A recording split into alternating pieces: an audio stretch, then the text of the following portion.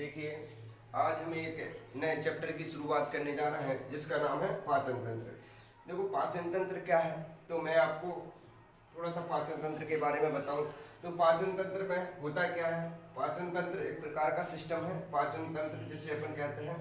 तो पाचन तंत्र में सबसे पहले आप देखें तो पाचन तंत्र में क्या होता है, जटिल पदार्थों को सरल में तोड़ा जाता है। जो भी आप भोजन के रूप में लेते हैं, जो चीज़ें आप खाते हैं, उन वो होती हैं कैसी, जटिल। उनको पाचन तंत्र की क्रिया के द्वारा जटिल से सरल में बदला जाता है। क्या किया जाता है, जटिल से सरल में बदला जाता है। जैसे कि अपन भोजन के रूप में जो भी चीज़ लेते हैं वो जटिल रूप में होती है। जैसे ही आपने उसको मुख गुहा में डाला, तो जैसे मुख गुहा में डालते हैं तो आपका मुख क्या करता है, उसको छोटे छोटे टुकड़ों में तोड़ देता है, और साथ में मुंह में क्या होती है, लाल ग्रंथि होती है जो उसमें मिक्स हो जाती है। इस प्रकार से मुख गुहा में क्या होता है, भोजन का पाचन होता है। मतलब एक हिसाब से मुख गुहा में भी क्या किया जाता है, जटिल को सरल में तोड़ने की प्रोसेस की जाती है। ऐसे ही पूरे पाचन तंत्र का काम यही होता है, जटिल पदार्थों को सरल में तोड़ना, ताकि हमारी कोशिकाएं आसानी से उनको एक्सेप्ट कर सके, अवशोषित कर सके।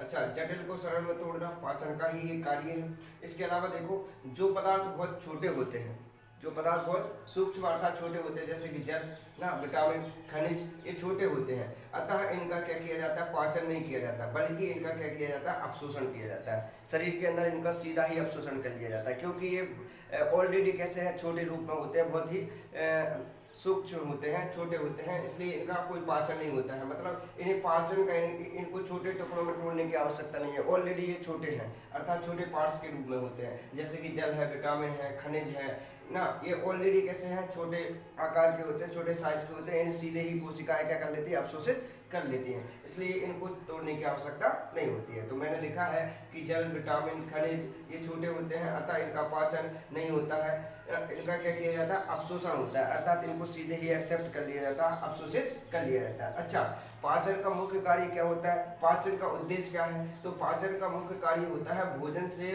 ऊर्जा का निर्माण करना। जो भी हम भोजन ले रहे हैं, भोजन के रूप में जो भी चीजें खा रहे हैं, उससे क्या करना, पाचन तंत्र का कार्य होता है उस भोजन को डाइजेस्ट करना, अर्थात उसको अच्छी तरीके से पाचित करना, ताकि उससे क्या बनाई जा सके, ऊर्जा बनाई जा सके, और जिसके माध्यम से हम उस ऊर्जा के माध्यम से हम क्या कर सके, कार्य कर सके। तो व्यक्ति को कार्य करने के लिए जो ऊर्जा मिलती है वो पाचन तंत्र के फलस्वरूप ही मिलती है। अर्थात पाचन तंत्र क्या करता है, जो भी भोजन आप खाते हैं उसको पचा देता है पूरी तरीके से, और उससे ऊर्जा का निर्माण करता है। मैं आपको ये सारी चीजें धीरे धीरे आप सब समझ जाएंगे किस प्रकार से ऊर्जा का निर्माण होता है। अभी फिलहाल में अपन देख रहे हैं ना पाचन तंत्र की भूमिका, कि पाचन तंत्र करता क्या है। अब मैं आपको बताऊं कि पाचन तंत्र के अंदर दो मुख्य भाग आते हैं, एक आता है आहार नाल और दूसरा आता है पाचक ग्रंथियां।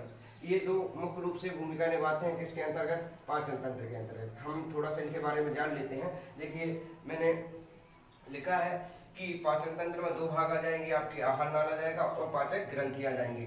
अब आहार नाल में कौन आ जाता है, मुख गुहा। कौन आ जाता है, मुख गुहा। मुख गुहा में क्या होता है, मुख गुहा क्या करता है, तो मुख गुहा में जो भी आप निवाले के रूप में, भोजन के रूप में जो भी ले रहे हैं, उसे वो मुख गुहा में जैसे ही अपन लेते हैं तो मुख गुहा में क्या किया जाता है, दांतों के माध्यम से, दांत जो होते हैं आपके 4 प्रकार के दांत पाए जाते हैं, इन दांतों के माध्यम से आपके निवाले को छोटे छोटे अर्थात जटिल से सरल में तोड़ा जाता है। और साथ साथ देखो, ये जो पाचक ग्रंथियां होती है ये भी मदद करती हैं किसमें, पाचन में। कैसे, ये जैसे आपने मुख गुहा में क्या किया, निवाले को लिया और उसको छोटे छोटे टुकड़ों में तोड़ा, उसी के साथ क्या होता है, हमारे मुख गुहा में 3 जोड़ी लाल ग्रंथि होती हैं, टोटल संख्या में 6 होती हैं, जोड़ी में 3 होती हैं।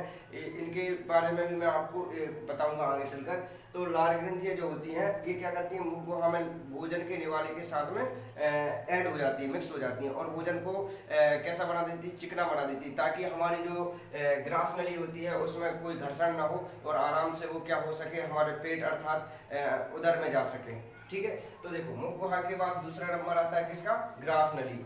जो ग्रास नली होती है, मुख गुहा के बाद में ये आपकी जो दिख रही है ये क्या है, ग्रास नली है। यहाँ से यहाँ तक आपकी क्या रहती है, ग्रास नली रहती है। ग्रास नली का कुछ पाचन में भूमिका नहीं होती है, ये किसी भी प्रकार का मतलब पाचन नहीं करती है, ये केवल एक पाइप है जिसके माध्यम से भोजन कहाँ जा रहा है, हमारे उदर में जा रहा है। और उदर के अंदर कौन होता है, अमाशय।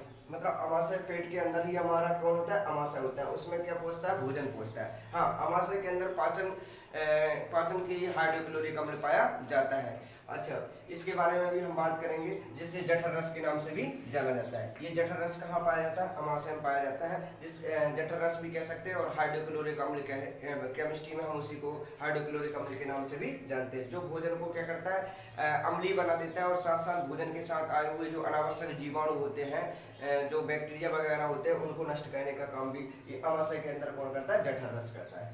जठर रस निकलता है जठर ग्रंथि से, ये ग्रंथि लिखा है मैंने, जठर ग्रंथि से निकलता है जठर रस, जिसे हाइड्रोक्लोरिक अम्ल कहते हैं। ये इस ग्रंथि से जो अम्ल निकल रहा है, जिससे जठर अम्ल या हाइड्रोक्लोरिक अम्ल कहते हैं, वो क्या करता है? अमाशय के अंदर भोजन के साथ आए हुए अनावश्यक जीवाणु को नष्ट करता है। अच्छा, इसके जस्ट बाद अमाशय के बाद आती है छोटी आंत। छोटी आंत में भोजन का सबसे अधिक पाचन होता है। छोटी आंत के अंदर सबसे ज्यादा मात्रा में पाचन होता है। कई बार ये एग्जाम में पूछा जाता है कि भोजन का सर्वाधिक पाचन कहाँ होता है, तो सबसे ज्यादा पाचन होता है छोटी आंत में। छोटी आंत में अधिकांश रूप से भोजन का पाचन हो जाता है, क्योंकि इसमें एंजाइम होते हैं जो पूरी तरीके से भोजन को पचाने में मदद करते हैं। अच्छा, छोटी आंत के बाद आता है कौन? आपका बड़ी आंत। बड़ी आंत में भोजन का कुछ ज्यादा खास पाचन नहीं होता, थोड़ी बहुत भूमिका रहती है इसकी। और बड़ी आंत के बाद आता है कौन?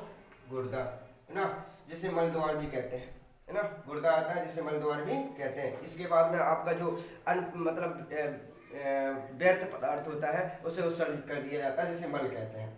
अच्छा, आगे चलते हैं। अब पाचक ग्रंथियों में कौन कौन भागीदारी निभाती है पाचन करने में? तो पाचक ग्रंथियों में जैसे कि लार है ना, लार भी क्या करती है? भोजन के पाचन में बहुत महत्वपूर्ण भूमिका निभाती है। लार क्या करती है? जैसे ही आप निवाली को लेते हैं, और निवाली को जैसे ही आप छोटे छोटे पदार्थों में तोड़ते हैं, जटिल पदार्थों से, तो लार क्या करती है? उसके साथ मिक्स हो जाती है, और जो क्या करती है? भोजन को लसदार बनाती है, चिकना टाइप का बनाती है, ताकि आसानी से वो ग्लिस नली में से कहाँ जा सके? हमारे उदर में जा सके, पेट में जा सके, अर्थात अमाशय में जा सके। और भी बहुत सारे कार्य होते हैं लार के। ऐसा नहीं है कि केवल लार भोजन के निवाले को ही चिकना बनाती है। लार हमारे निवाले के साथ जाने वाले बैक्टीरिया वगैरह जो होते हैं, छोटे छोटे सूक्ष्मजीव होते हैं, उनको नष्ट करने का काम भी करती है ना। अब आगे देखिए, लार के बाद आता है आपका कौन? जठर ग्रंथि। जठर ग्रंथि एक प्रकार की ग्रंथि होती है, जठर ग्रंथि, जिससे क्या निकलता है? अम्ल निकलता है, जिसे जठर अम्ल कहते हैं। ये कहाँ पाई जाती है? अमाशय में पाई जाती है। जैसे मुख गुहा में कौन सी ग्रंथि पाई जाती है? लार ग्रंथि। जैसे ग्रस नली में कौन पाई जाती है? जठर ग्रंथि पाई जाती है, जिससे कौन निकलता है? जठर अम्ल निकलता है, जिसे अपन हाइड्रोक्लोरिक अम्ल भी कहते हैं। ये क्या करता है? ये भी भोजन को, जैसे भोजन अमाशय में पहुंचता है, तो ये जठर ग्रंथि से निकलने वाला जो जठर अम्ल होता है, वो क्या करता है? भोजन के साथ मिक्स हो जाता है और भोजन को अम्लीय कर देता है, इसके जो, ताकि उसमें जो एंजाइम है वो अच्छे से कार्य कर सके, एंजाइम सक्रिय रूप से भागीदारी निभा सके, इसलिए उसे अम्लीय बना दिया जाता है भोजन को, उसके द्वारा जठर ग्रंथि से निकलने वाले जठर अम्ल के द्वारा। इसके साथ साथ जठर ग्रंथि से जो जठर अम्ल निकलता है, वो क्या करता है? हमारे भोजन के साथ जो अनावश्यक बेकार जो सूक्ष्म जीव होते हैं, बैक्टीरिया वगैरह होते हैं, जो अगर लार ग्रंथि नहीं मार पाती है, तो वो जाकर कहाँ? जठर ग्रंथि में जो जठर अम्ल होता है, उसके माध्यम से नष्ट कर दिए जाते हैं। तो इस प्रकार से ये भागीदारी निभाता है। फिर आपका लीवर होता है, पित्ताशय होता है, ये भी एक प्रकार की ग्रंथि है ना। लीवर एक बाह्य स्रावी ग्रंथि मानी जाती है, और लीवर के द्वारा क्या निकलता है? पित्तरस निकलता है ना। तो लीवर से जो पित्तरस निकलता है, वो पित्ताशय में जाकर ऐड होता है। पित्ताशय एक थैली की नुमा संरचना होती है, जो बिल्कुल लीवर के जस्ट आगे, मतलब साइड में होती है, लीवर से ही जुड़ी रहती है, और लीवर के द्वारा जो पित्तरस बनाया जाता है, उसे पित्ताशय के अंदर स्टोर किया जाता है, एक थैली नुमा संरचना होती है ना। अच्छा, अग्नाशय। अग्नाशय क्या होता है? ये भी एक प्रकार की ग्रंथि है। अग्नाशय पत्ती की नुमा संरचना में अग्नाशय ग्रंथि होती है, इस प्रकार की ग्रंथि है ना, इस प्रकार की ग्रंथि होती है। जो ये ग्रंथि क्या करती है? ये भी बहुत सारे पाचक एंजाइमों को निकालती है, और अपने पाचक एंजाइमों को ये कहाँ देती है भैया? ये अपने पाचक एंजाइम को छोटी आंत में भेजती है, अग्नाशय ग्रंथि। इसमें बहुत सारे एंजाइम होते हैं, जो अपने पाचक एंजाइमों को कहाँ पहुँचाती है? छोटी आंत में पहुँचाती है। इसलिए तो कहा जाता है कि छोटी आंत में सबसे ज़्यादा पाचन होता है, क्योंकि इसकी मदद बहुत सारी ग्रंथियाँ करती हैं। जैसे अग्नाशय ग्रंथि भी इसकी मदद करती है। लीवर के द्वारा बना हुआ जो पित्तरस होता है, ये भी जाकर कहाँ पहुँचता है? छोटी आंत में पहुँचता है। और ये जो लीवर लीवर के द्वारा बनाया गया जो पित्तरस होता है, जो पित्ताशय में संचित होता है, ये पित्ताशय में संचित होता है। लीवर इसको कहाँ छोड़ देता है? छोटी आंत में छोड़ देता है। जैसे ही भोजन छोटी आंत में पहुंचता है और ये लीवर के द्वारा बनाया गया जो पित्तरस होता है जब छोटी आंत में जाकर मिक्स होता है तो वो उससे क्षारीय कर देता है ताकि एंजाइम अच्छे से कार्य कर सके। और अग्नाशय भी अपने एंजाइमों को इसी में छोड़ देता है, इसी में भेज देता है ताकि भोजन का पूरी अच्छी तरीके से क्या हो सके? पाचन हो सके। यही कारण है कि छोटी आंत में सबसे अधिक पाचन होता है।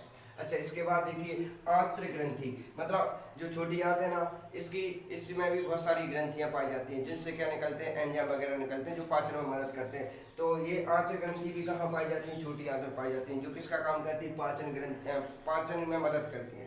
आंतरिक ग्रंथियों से क्या निकलते हैं? पाचक एंजाइम निकलते हैं जो छोटी आंत में पाई जाती हैं ये ग्रंथियां, और भोजन के पाचन में क्या करती हैं? मदद करती हैं। तो इस प्रकार से हमने जाना कि पाचन तंत्र में कौन कौन से भाग क्या क्या भूमिका निभाते हैं और उनका क्या क्या कार्य होता है, बेसिक रूप से जाना। अब हम इनको विस्तार पूर्वक पढ़ेंगे ना, एक एक करके हम इन सब चीज़ों को पढ़ने जा रहे हैं ना। तो फिलहाल मैं आप इन चीज़ों को सबको याद रखें, कंपटीशन एग्जाम में इनसे बहुत ज़्यादा क्वेश्चन आते हैं, 11, 12, 9, 10 ये सबके लिए काम का है ना। ठीक, अब हम इसके बाद स्क्रीनशॉट ले लीजिए इसका, बाकी अपन अब की इसके नेक्स्ट देखते हैं।